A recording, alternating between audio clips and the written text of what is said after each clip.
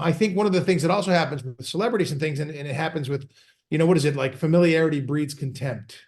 So the more we see about people's lives online and social media, you realize, and you know this when you know people who are famous and or big politicians or whatever it happens to be, they're just people.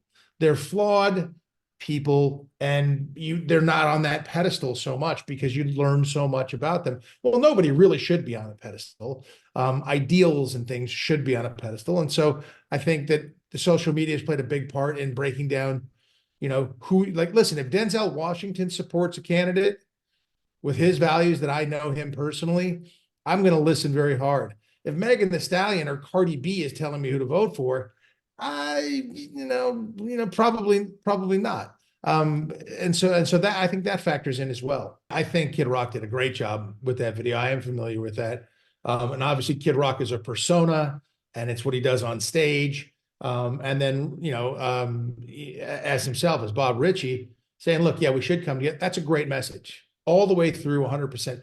And he's one of the few people you've seen say that. I mean, I always say, look, I may disagree with you politically, but I'll still work with you.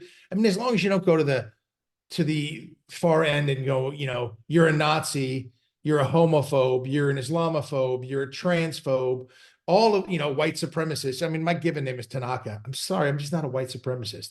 I've never been the case. I mean, if you look at my friends, it's the UN, my best friends, Iranian, Black, Mexican, Spanish, Indian, you name it. I don't care. I judge based on a person's character, the quality of their character, not the content of their character, not the color of their skin or their religion or anything of that nature. And I think that Kid Rock did a nice job of summing that up and going, look, we have political differences, which get, the loudest voices are the ones that are the most extreme. So you get that extreme thing and everybody reacts to it. And those voices shouldn't be amplified. Voices that are down the center of the, in the middle, that are trying to find common ground, those voices should be amplified, in my personal opinion. But we live in a time where sensationalism is a big deal. It always has been, I guess, with mass media. And so people want to make outlandish statements because it gets press and headlines.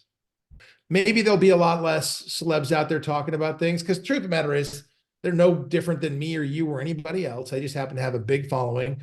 The Swifties didn't carry it. It just didn't happen. And I'm glad it didn't, because in my opinion, common sense prevailed.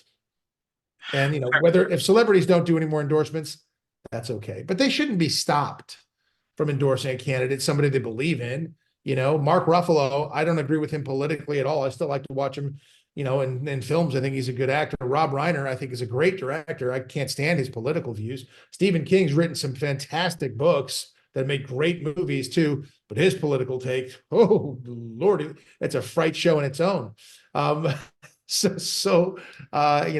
say that about me. They're like, oh, I say something, anything, and they're like, worst Superman ever. Worst Superman ever. They never saw the show 9 times out of 10. If they don't like the show, okay, fine. That doesn't hurt my feelings. I'm very proud of the show. If you don't like my opinions on policy, discuss that. Don't talk about, how you didn't like my show. Or it was Mr. Wonderful, Kevin O'Leary. I think he said celebrities endorsing a candidate is the dumbest thing in the world, because you're going to alienate half your audience. And he has a great point.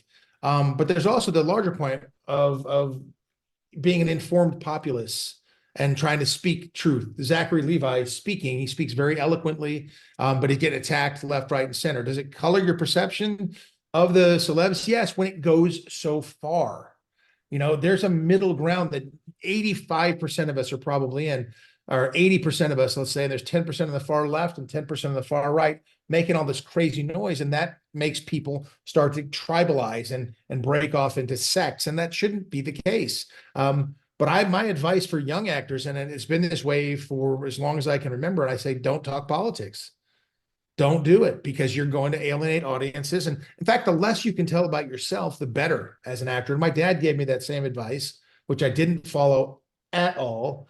None of it. I spoke about myself and my life. I've been an open book, and I've been endorsing candidates for, years, but I'm politically very active. I pay attention to the things, and I think I'm fair.